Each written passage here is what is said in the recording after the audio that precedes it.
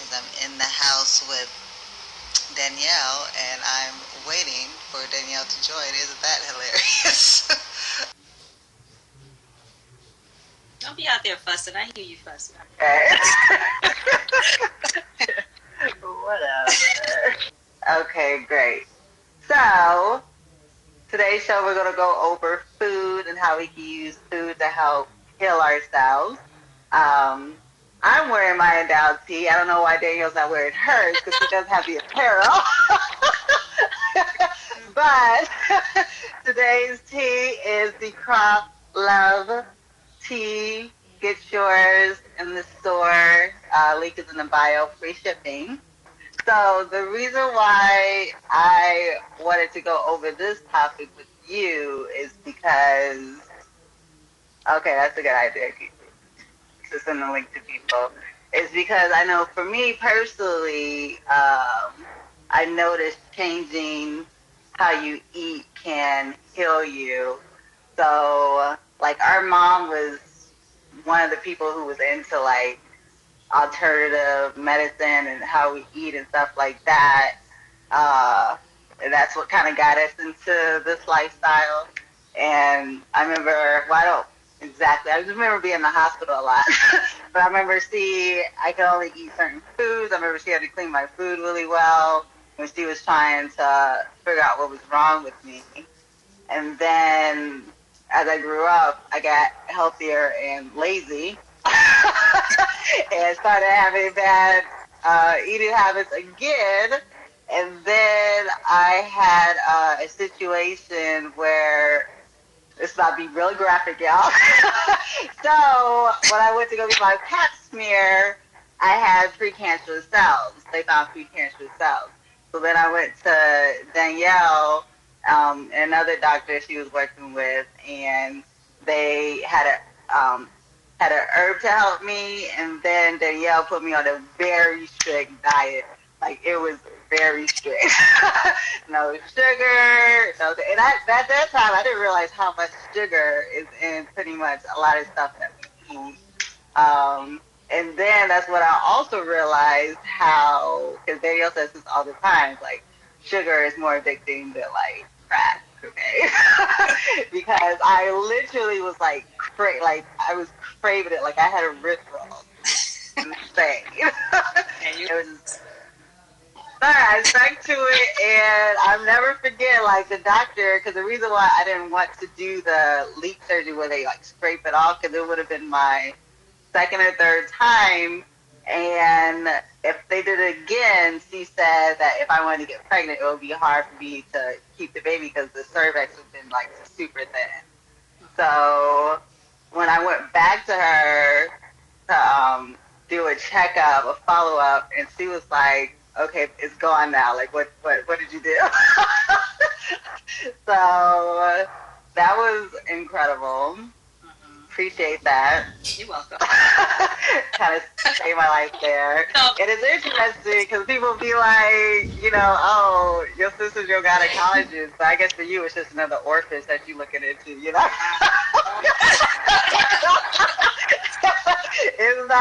at first it was a little weird, but then it's just like, okay. It's what it I is. she needed to make people feel better. Yeah. That's all I do. Yeah. So with healing foods, like what's a good baseline, especially now with COVID and everything? What can people eat more of now to help build their immune system? So I think one way, like your initial story about mom, is a good segue into this whole thing because it really shows how it was like diet and lifestyle was a part of our upbringing. And then, yeah, we got grown and stupid, and all of us kind of got off of that when we got to our college years and stuff like that. And then when I applied to go to naturopathic medical school, they ask you, everybody wants to know, why did you decide to become a naturopath? Why? And like, to this day, I still consider my mother to be like the original naturopath. She just never got a degree in it because she treated all of us with food as medicine. And it was interesting because she would take us to the doctor for the pediatrician for our annual checkups, and she don't tell the doctor what herbs I'm giving you. Yeah. Because especially back then, it was kind of looked down upon. It's like, oh, you're trying to treat your child with this voodoo medicine, but she literally healed all of us. Because I had eczema really bad, and so she put me on like a seasonal diet and was very strict about like my sugar and stuff in order to clear up my skin. So I have this innate appreciation for food as medicine. And I think that, you know, yes, we're talking about like right now what's in the forefront of all of our minds is COVID and how we can be healthy during COVID. But the basic foundations don't change from if you're dealing with chronic illness, if you're trying to keep from getting sick, or if you're trying to heal from being sick. Those basic foundations of food as medicine are always are all still the same. And so what I primarily talk to my patients about is eating a whole foods diet. You want to use food as an anti-inflammatory. Food can be either pro-inflammatory, meaning that it can create inflammation, or it can decrease inflammation. And so if we're talking about using food as an anti-inflammatory, I tell my patients, you know, you want to eat the rainbow, and I ain't talking about no Skittles. We ain't talking about Skittles over here. We're talking about, you know, when you look in your refrigerator, your food should be in the original form that it grew in. And it should be a variety of colors. When you look at your plate, you want a variety of colors of fruits and vegetables, because all of those have properties that are anti-inflammatory, are the biggest things. And then, you know, avoiding on the pro-inflammatory side the sugar. You know, I'm always harping about the sugar. And fruit sugar is different from processed sugar.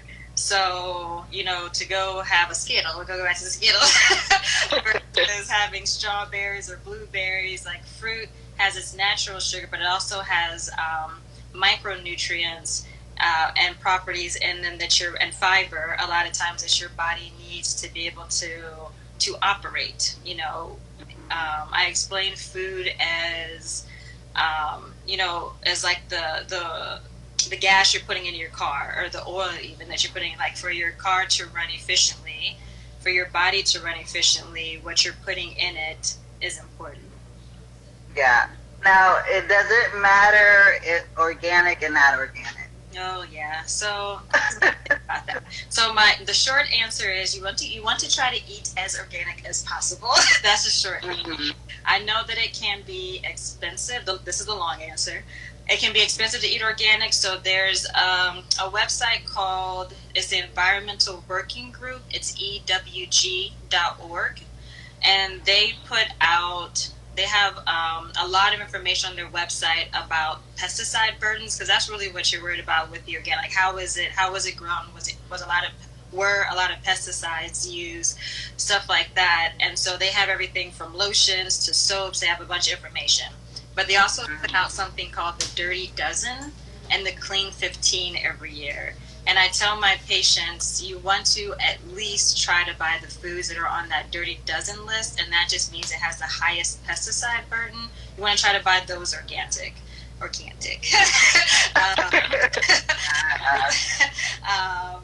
Clean 15. What's the name of this website again? I'm going to put it in.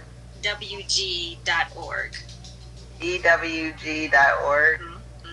Okay, I'm going to put that in the comments, guys. Yeah, or you can Google Dirty Dozen, and, you know, 2020, I think the list for 2020 should be out already this year. They usually put it out about March, I want to say. You can probably get away with not buying the foods that are on the Clean 15 list organic, but you want to try to eat as organic as possible. But realizing, too, like, just to kind of bring this back to processed foods, I always tell people, too, that just because something's healthy doesn't mean it's healthy for you, right? And so there's also different labeling laws in different states, and there's certain things that some states don't require need to be put on a label. And, you know, some of these labels have gotten ridiculous. Like, you get you know, a thing of water, and it's like, it's gluten-free, and it's like, yeah, it does.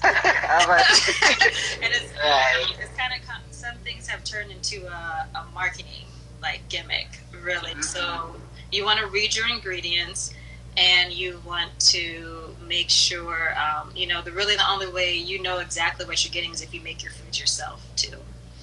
Right. Yeah. The canvas says, and not the movie. Okay, corny joke. Talking about Dirty Dozen. Oh, I don't know movies. Right, right.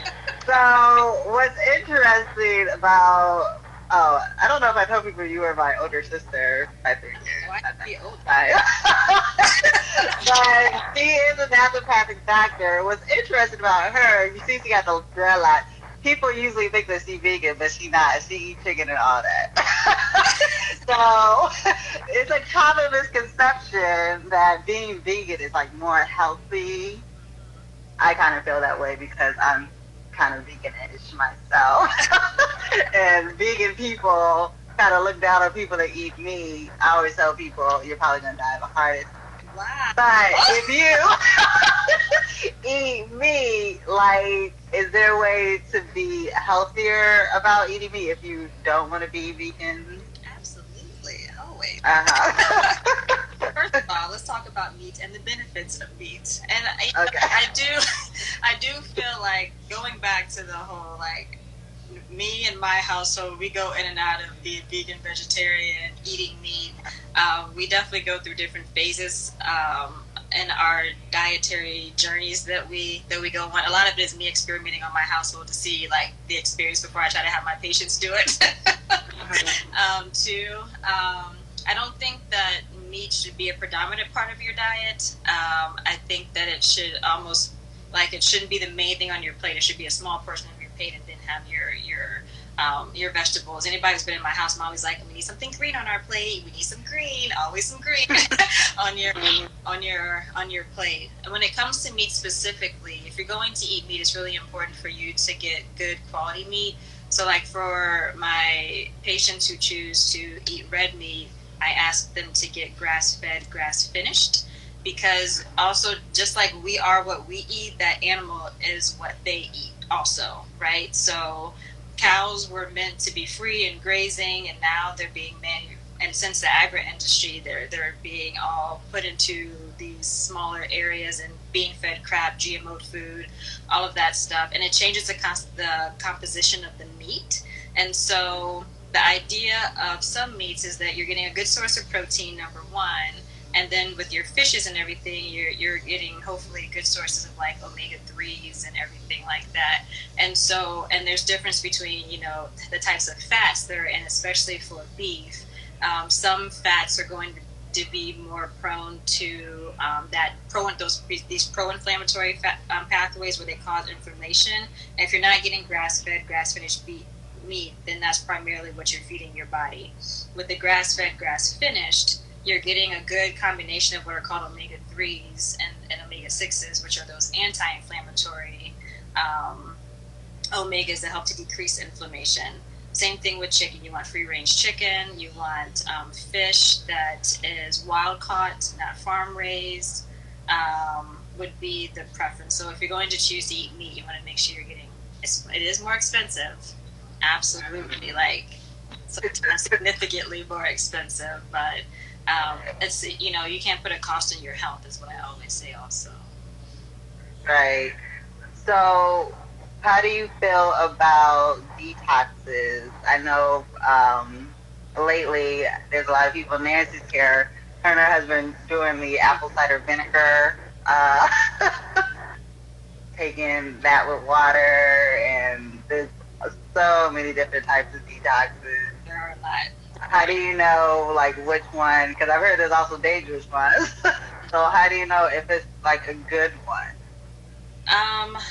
That's a loaded question. So, there are so many choices out there. I think what it's important to educate people about is that the difference between a detox and a cleanse, there's a difference. So when we're talking about a detox, we're including the liver in that. So when you eat some food, it has to go through your digestive tract. Your stomach has to be able to gain a certain amount of those nutrients. Your small intestines gains a certain other nutrients, and then everything, your liver and gallbladder is involved with breaking things down, and then it hits your large intestine and you poop it out, right?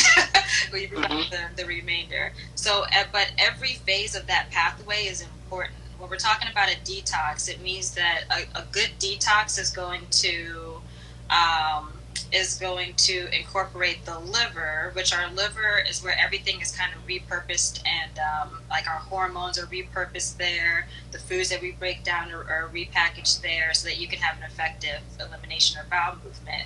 And so you're going to want, there's certain nutrients that are involved in a detox in order for the liver, that phase 2 pathway, to be stimulated, so that you're actually getting any toxins that have built up in your system, you're binding those up and moving those out of your body. So that's a detox. A cleanse is more so when somebody, like the master cleanse, as it's called, right? You're drinking something. There's nothing in that is going to support the liver detox directly. You're decreasing the burden on the liver because you're not eating like processed foods and stuff like that. But you're pretty much just cleaning out your colon. Which is also important. Like, you want your colon to be clean. We want, effective elimination. With the apple cider vinegar, it's actually prepping your stomach. I do think apple cider vinegar in the morning is really, really good. But it's prepping the acids. Your stomach is a very acidic place, and you need that acidity in order to break down the nutrients, that initial breakdown of the food that you're putting into your body. So that's helping with helping with you hopefully getting more nutrients out of the food that you're going to be putting into your body from after that. So I think that the value of actually going through some type of reset, I guess is probably a better word, of the digestive tract, versus just saying a detox or a cleanse, or I drink this or I take this. Like, to do a total reset where you're involving all the body systems is multifaceted. It's what you're putting in. You want to make sure you're putting in really clean foods. If you need to support liver detox pathways, making sure you're incorporating the herbs that do that, supporting healthy digestion, and apple cider vinegar is one way of doing that. And then making sure you're eliminating, you're peeing and you're pooping. We got to poop. A lot of people don't even realize how important it is to poop. I don't need to detox somebody that ain't pooping, because otherwise you're just recycling that SHIT to, for lack of a better word. That's very interesting, because when I did the Dr. Savy thing for like a good couple of months, and that was the most I have ever in my life. So what about, like, how do you feel about the alkaline being, like, because Dr. Savy is all about being really only eating high alkaline foods and stay away from genetically modified foods. I have to say, like, when I felt totally lighter, different, like, after I did his thing for a couple months. Yeah. I don't know the long-term effects of it, but yeah. Right. Well, I think that the most important piece of that is that when you do these programs, like, whether it's, so first of all, the whole thing about alkaline, I think that it's just another way to have an individual partake in a very structured dietary protocol where you're eliminating certain groups of food. So whatever dietary protocol you choose to participate in, whether that's Dr. Savy's diet, eating a more alkaline diet, eating the Mediterranean diet, like, none of these are meant to be long term. They're, once again, a way of really addressing what you're putting into your body, and eating super duper clean. Because with all of these, the common denominator is that you're eliminating processed foods, right? And then some of them are just more strict than others. So with the alkaline diet, it's very, like, even amongst your vegetables and everything, it's very strict as far as what you can and cannot eat. And I think that the more inflamed you are, sometimes you do need to go more to those extremes for a longer period of time, not forever, because you should be able to come back to eating, once again, a whole foods diet. Doesn't need to incorporate meat. I don't think that meat is necessary, but some people do, need meat. There's not a cookie cutter way of eating for anybody. What's Keisha here? What's she doing? They are, like, all skittish because we're talking about poop. Okay, it's natural. Okay, 15 minutes ago I was talking about my poom poom. So let's all pressure and everything. yes. So let's also talk about with everyone quarantining, not moving around as much. People have gained weight. Uh, what are things that they can do at home? Especially a lot of people are doing like they're buying, food for delivery and stuff like that. What should they make sure they're eating more of to prevent from coming out of this quarantine, adding on an extra 200 pounds? 200, that's a lot. Hopefully, no. The way some of these people are going. Yeah.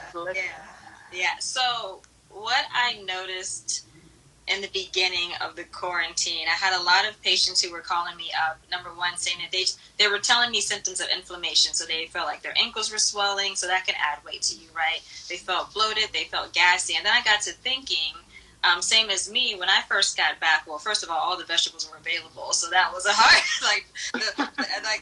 everything was there, but the vegetables were there. So we lucked out when we first went grocery shopping after everybody started hoarding everything. But what I saw that people were hoarding were like canned foods, canned goods, stuff like that, which are all really high in sodium. And I love me some Trader Joe's. I do. Believe me, I love me some Trader Joe's, but it's still healthy food that they process. And this always goes back to like the main thing that I tell people is please read your ingredients. You have to read your ingredients. On the front, they give you all the good information. You flip it over, and in the small writing where it says other ingredients, that's where all the crap is. That's where they put all the crap, right?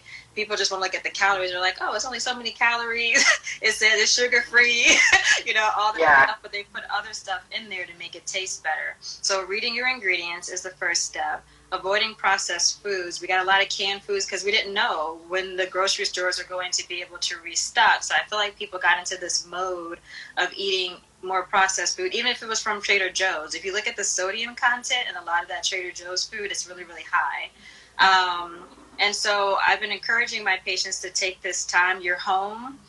Here I'm in the beautiful state of Arizona where we're still spiking because people don't act right, and everything. And so, we're at home. The restaurants are only operating at, they're supposed to be only operating at half their capacity. So we're forced to be at home. So now is an important time for you to try new meals, eat at home, buy whole foods. I always tell people as far as your plate, how your food works together when you sit down to have a plate. So some of us are grazers, right, Pookie? Some of us are grazers where we're snacking all day long. So we might have some chips here, some dip there, a piece of fruit here, or whatever like that. We should try to at least get at least at minimum 1 or 2 meals in where you have everything together. So you have a balanced plate where you have vegetables that are, at least you can't go eat too many vegetables. And right now I'm encouraging people to try to eat more vegetables than I've even been trying to encourage them to eat before because of all the antioxidant, which antioxidant is anti-inflammatory, right? You can have some fruit to satisfy your sweet tooth. The fruit is really sweet and good. The cherries are really good right now. They're on sale a lot of places right now. We have a lot of cherries in our house right now, thanks to Pookie. Oh, you Pookie? Wow, Pookie. Hey, we're professional here.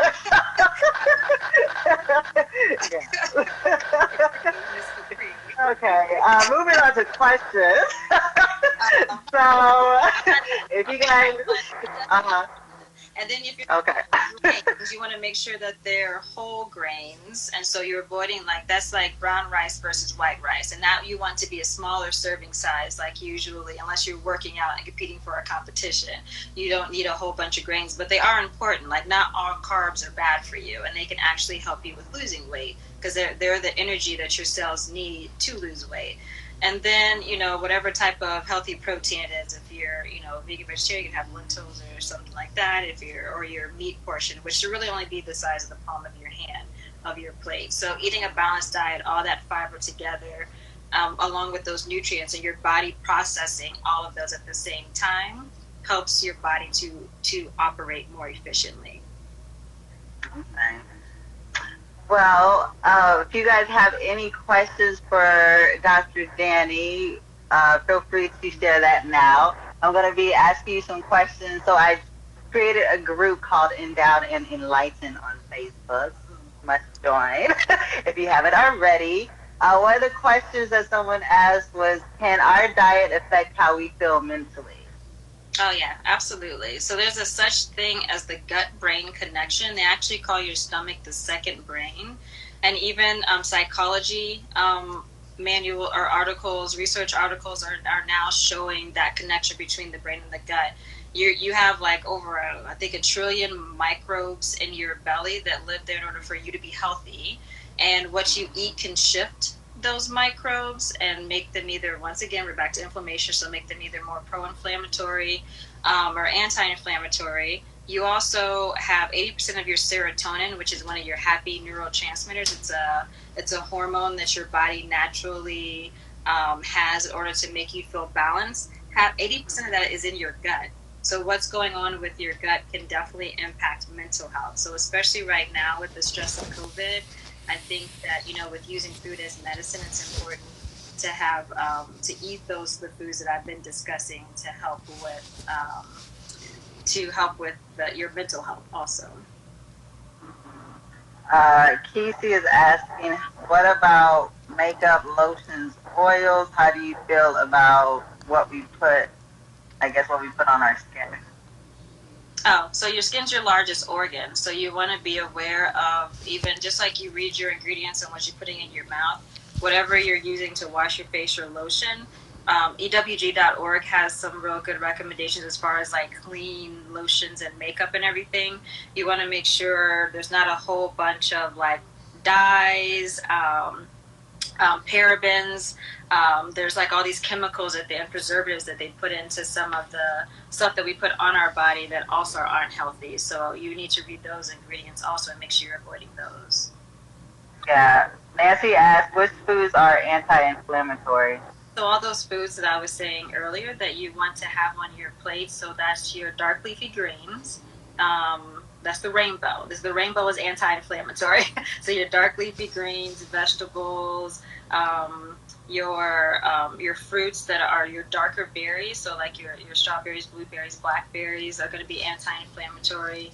Your whole grain grains, and making sure you're avoiding over processed grains, and then your omega-3s, which can come from like healthy fats, so like avocado. If you eat meat, making sure you're getting the good quality meat, your olive oils, avocado oils, using stuff like that. And one thing about oil to remember is you want to pay attention to the heat point of the oil. Otherwise, if you heat it too high, you're ruining all those anti-inflammatory um, properties. So you wouldn't want to, well, not that you should be frying your food anyway, but you wouldn't want to fry in like olive oil because it's a low heat. That's more for like your salad dressings. And then your coconut oils are going to be a higher heat. Your grapeseed oil is going to be a higher heat, stuff like that. So pay attention to Yeah. Okay, well, let me ask you, how did you enjoy your fried chicken last night? Yeah, I'm out here snitching on people. Nancy's asking us something about wet dog food. I don't know what she thought about my dog and wet dog food. That's okay. No, it's not, because last time I gave Big a wet dog food, I had to put a doctor on him. Kesey said, what about the times that we eat? Does that matter? So I think, especially if you're trying to lose weight, there's a lot of research around intermittent fasting, where basically you're eating a whole foods diet within a shorter amount of time. So usually you will fast until about 10 or 12, and you would be done eating about 7. And so you're doing kind of a little bit of a fast, which fasting could be also help with weight loss, be anti-inflammatory, reset hormones. You don't want to eat too late, like you don't want to eat and then go lay down, or like eat a huge meal and then go lay down, because that can contribute to issues with digestion and not processing your food. So it kind of depends on what your schedule is. I usually tell people you want to get a good you don't want to eat too late in the evening, and then you might want to consider intermittent fasting for if you're trying to lose weight or decrease inflammation. Sarah said, "Oh, really?" Because he's the one that cooked them fried chicken last night. Nancy said, "Do as I say, not as I do." Now, in the group, I know this has nothing to do with food, but there were two questions that were asking, wanted me to ask you, what are ways to deal with anxiety and stress? Oh God. Because everybody has got stress and anxiety right now. Stress. I feel like one of the basic things I've been talking a lot with my patients about is breathing, and that's what that video was. Because that's like in the beginning when I was being inundated with like all my patients were just like, I can't sleep, I can't do this, I'm worried about this, I'm worried about that, and I was like, oh my goodness, like just breathe. But Right. there's scientific evidence that shows that specific types of breathing, so like belly breath and diaphragmatic breathing, where you take like a nice long deep breath in through your nose and out through your mouth for like 4 to 8 seconds at a time, and you do that for about 5 to 10 minutes. It helps to stimulate what's called the vagus nerve. That's like one of the longest nerves in your body that runs through your brain down to your gut. That helps with relaxation, and like you can literally like while you're doing it, feel your body start to relax. And so I feel that breathing is really, really important. One thing that we do in my household is we always wake up in the morning laughing anyway, just because we're grateful for so many things. But we periodically, like, we say out loud what we're grateful for, like at least 3 things on a daily basis, because even though we're all dealing with our own level of anxiety, um, like that we can find something that we're grateful for and hopefully focus on that, so that all these things that are going on in the world don't pull us into that cycle. So being grateful, meditation if that's your thing, exercise is like a really good way to help. We're some of us feel like we're in our house, it's hard to stay moving, but we have to move, because otherwise we're curling up, and then you can't get a deep breath in if you're like stiff and can't move and aren't in tune with what's going on with your body. You have to practice these things. Like you have to practice not being stressed. It's like you have to practice for anything. It's a muscle. You have to exercise it. I was talking to Akisi about that earlier. Like you have to really work at not being stressed. Like you have to put an active effort into it. Yeah, and I'm a huge fan of meditation, like literally after, because I think too with the science of your brain, because I guess, are you shutting your brain out because you're focusing on your breath? You're not focusing on anything else. You don't have streams of consciousness that go through, but you just keep focusing on your breath, and I don't know what chemically is happening, but I know every time I come out of it, like you just feel like so much lighter and better. It's like, for me, it's kind of like a natural high that I feel that I'm on when I'm able to meditate a lot. But let's see, some other people had questions. Oh, Kendra asked what foods are good for belly health. Belly health. Casey says there's an app that reminds you to breathe, which is crazy. I wonder how much money they're making. Apple has, I have a Fitbit now, but my Apple Watch used to say breathe, and I felt like it could sense when I was stressed, but I realized it just does it cyclically, like every 2 hours or something like that. I was like, is my race going up or something like that? And I would look at it. Sometimes I got mad that it kept reminding me, so I don't know if that. But there's lots of apps out there, like Calm is a breathing app. If you just put in breathing apps, there's a ton of them out there. Okay. Michael asked, what role can intermittent fasting play? Oh, like I discussed earlier? What do you mean? As far as in weight loss? I mean, intermittent fasting is great for decreasing overall inflammation. Inflammation, I know we like to give things like a diagnosis, but it's all inflammation. Your body's inflamed. It's not cooperating with you for some reason. And to bring it back around to like we're using food as medicine, yes, sometimes other medicines are needed, but if you don't have that foundation, those other medicines don't even work as well. So intermittent fasting can be really good at decreasing inflammation, but you want to be aware of what you're putting in your body during the time period that you are eating. It's just as important as the time that you're fasting, but it can reset hormones, also, which can contribute as we're aging, our hormones are kind of changing too, and that can have an impact on our metabolism and how we are able to lose weight. Um, Intermittent fasting is one way that's good as far as helping to support a healthy metabolism. Right, and could you also touch on just very quickly the effects of drinking Red Bull every night? Could you Like this just touch Sunday, on? I'm about to get everybody in trouble. Well, I mean, that brings up, so Red Bull, caffeine in general. So that brings up, that is kind of good when we're talking about anxiety and just overall health, because I know for me, I'm not a huge coffee drinker, but every now and then, especially on the days that I was going into the office more, I would like a cup of coffee. I thought I needed it to stay awake, right? But then, Hey, but it's a stimulant. Caffeine is a stimulant, and so I was noticing I wasn't sleeping as well at night, and it was actually making me more anxious. You should never have caffeine before you go to bed at night. We're thinking about, or any type of caffeine, really, because cortisol, which is the stress hormone, there's these cute little fatty little organs that sit on top of your kidneys called our adrenal glands that secrete cortisol, and that's what is secreted when we're stressed. And too right. much of it can make us feel anxious and stuff like that.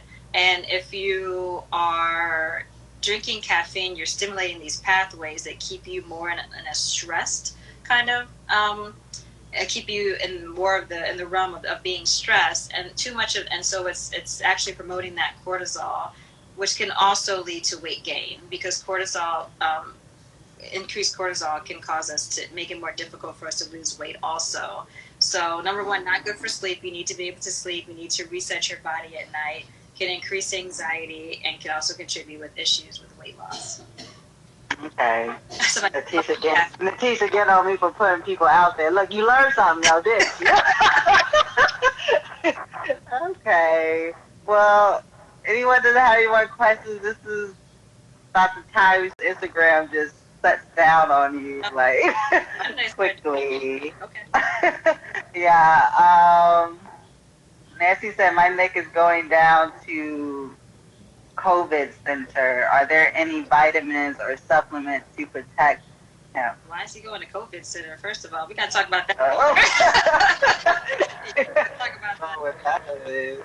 Okay. So the main vitamins that are being shown as far as research that you can take, that I've been recommending that my patients take to protect themselves, are vitamin C, zinc, are the two main ones. There's other ones if you have specific symptoms, but I would say at minimum, if you're taking your vitamin C and zinc, that's going to be, they're finding that the zinc helps with the antioxidant properties of vitamin C to get those into the cell, and they're finding that people who have had that a part of their regimen either aren't getting as sick or aren't staying as sick. And I mean, in general, it's just really, really good for immune function also. Okay. Mm. Well, thank you, Dr. Dani. Thank you. I need to say something. Oh, yes. I think that close it out. Cool. Thanks for creating this platform. I think that like the interviews that I've been watching you do over IG, the ones I caught, very informative.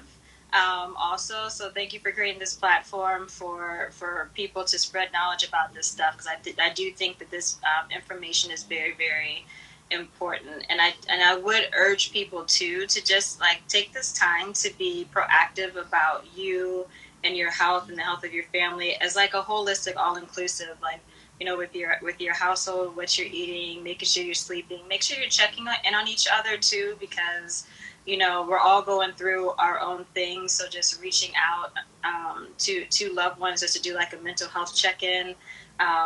Make sure that you're doing that also, because that's all part of, you know, us all coming out of this and ready for whatever our new normal is going to be on the other side. So that's it. Well, thank you. Thank you very much for joining. Talk to you later. Bye. Bye. Bye.